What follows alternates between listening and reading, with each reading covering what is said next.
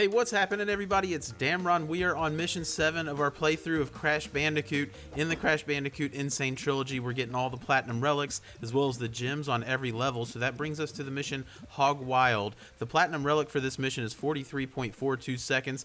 It's a tight window, but it's not really as bad as it seems. It's really about just hitting the timed boxes to reduce your time, because a lot of this level, the speed is already predetermined. So let's go ahead and watch a platinum run, and then we'll break it down.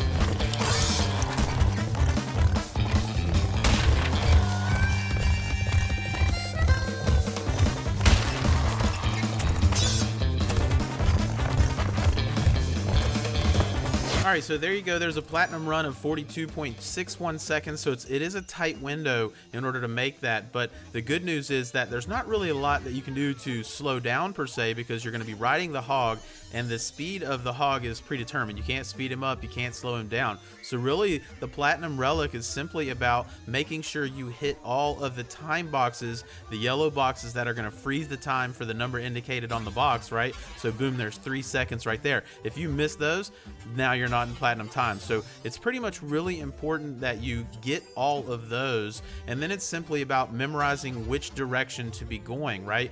I'm going left and then right here. It's kind of knowing which enemies you need to jump on.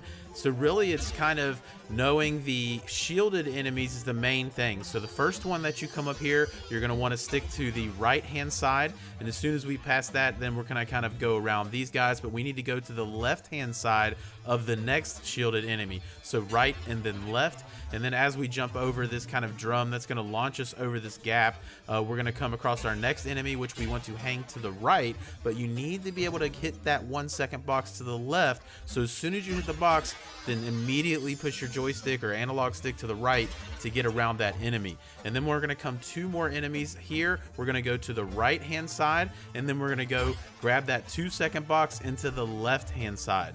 So that's good. And then we have 2 more boxes that we need to grab here. Obviously the non-time boxes are not critical in this particular playthrough, but after we get through these, we're going to come to this enemy where we need to hang to the right again, and we'll have to jump over this cooked hog. And then as we're going past that, the final shielded enemy, you know, some people say you can get around into the right hand side, but I personally found more success hanging to the left hand side of the last enemy. And again, that's after we'll jump over this last hog here, and then we're going to come up to our last shielded enemy right here. I tend to squeeze past the left, but I guess you could squeeze past the right as well. So I guess the final enemy, you can go left or right. But nonetheless, if you follow that strategy, this isn't a challenging level in time-wise. It's really just learning about where the time boxes are and where the shielded enemies are. You shouldn't have too much trouble. If you get the boxes, then you'll get it. Now for our box run, this one's not too bad. So there's not a lot of boxes to get, but they're pretty much all on the path, right? So you need to be able to get all the boxes. There's 24 total boxes. It is possible that you've likely already gotten this just from natural playthrough. They're all on the path. You can't miss them.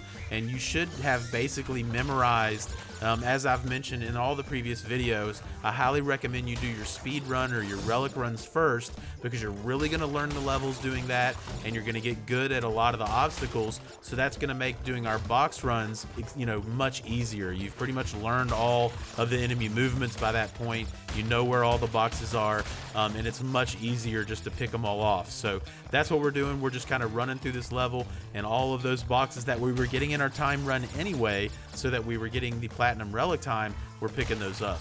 So we're getting all 24 boxes in the Hog Wild, and the gem will pop up right there as you drive up into the end of the level. I had already collected that one. This mission's not too bad. You know, from this point on, things are going to start getting a lot more challenging. So hope you guys are finding this helpful as always, and hopefully I'll see you in the next video.